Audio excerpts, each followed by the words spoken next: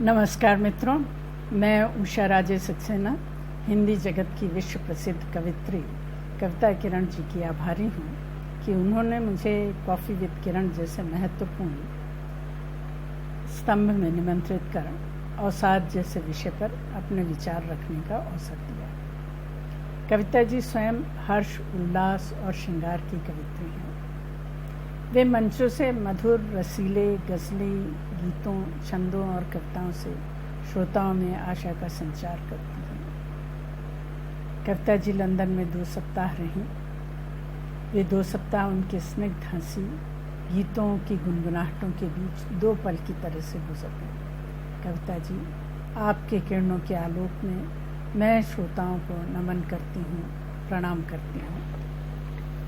मैं corona lockdown, social distancing के अवसादग्रस्त समय में भी तमाम समस्याओं से जूझते हुए मास्क लगाकर स्वास्थ्य नियमों का पालन करते हुए अपने आवास के कंपाउंड में लगभग 45 मिनट प्रातःकाल भ्रमण करती हूँ। सुबह सैर के पश्चात मेरा दिन 1 कप फ्रेश ग्राउंड कॉफ़ी की खुशबू के साथ आरंभ होता है।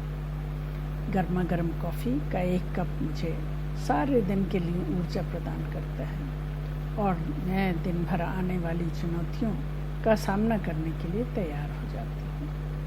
आजकल कॉफ़ी का महत्व बढ़ा है। देखती हूँ भारत में भी जगह जगह कैफ़े खुल गए हैं। अ कप ऑफ कॉफ़ी पर मित्रों से मिलने, साक्षात करने का रिवाज आजकल प्रोफेशनल्स में काफ़ी और मीडिया में भी काफ़ी प्रचलित हो रहा है। दोस्तों, हमारा जीवन बहुआयामी है।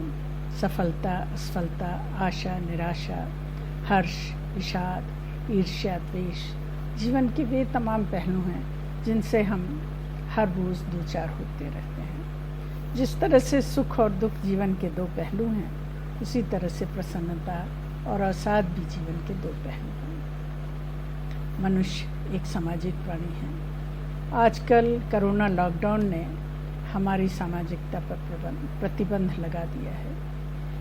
मीडिया में जो खबरें आ रही हैं उससे मनुष्य भयभीत होता जा रहा है। कोरोना महामारी का डर उसे आतंकित कर रहा है।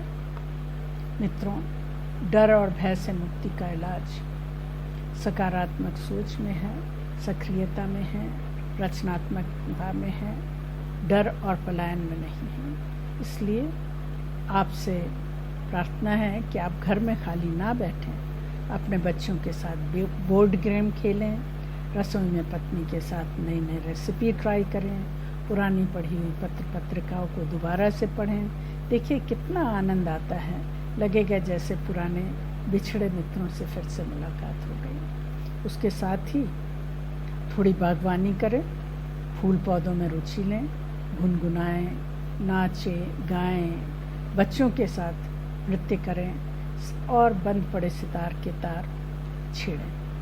फिर ज़रा घूम फिर कर घर में देखें, न जाने कितनी हॉबीज़ हैं आपके पास और समय ना मिलने के कारण आप उन्हें कर नहीं पा रहे थे। तो अब समय मिला है ना, सोचिए नहीं, बस कुछ करते रहिए। दोस्तों, मेरा अपना जीवन सहज नहीं रहा है।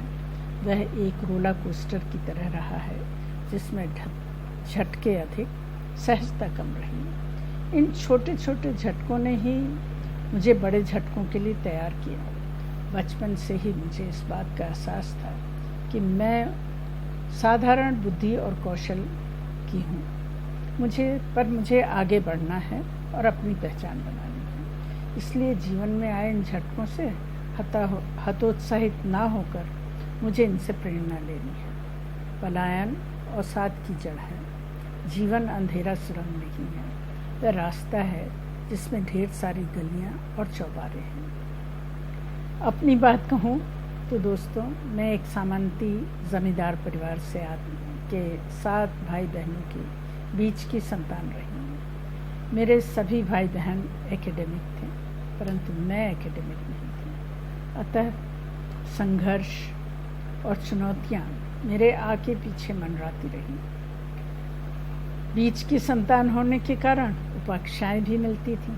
इन उपेक्षाओं का दर्द अक्सर मुझे निराशा की स्थिति में ले जाता है, परंतु कुछ अलग सा और बेहतर रचनात्मक करते हुए आगे बढ़ने की ललक मेरे नकारात्मक विचारों को पीछे ढकेलते हुए कुछ नया और अलग सा करने की प्रेरणा देती थी। मैं सबसे अलग हटकर लक्ष्य बनाती थी और उस पर फोकस्ड हो जाती थी। बाद में मेरी पहचान एकेडमिक सफलता नहीं, मेरी रचनात्मकता बनी। मैं कहानी, कविताएं, लेख, आलेख, यात्रा संस्मरण आदि लिखती रही और मैं कह सकती हूँ कि प्रवासी हिंदी साहित्य में मेरा स्थान है।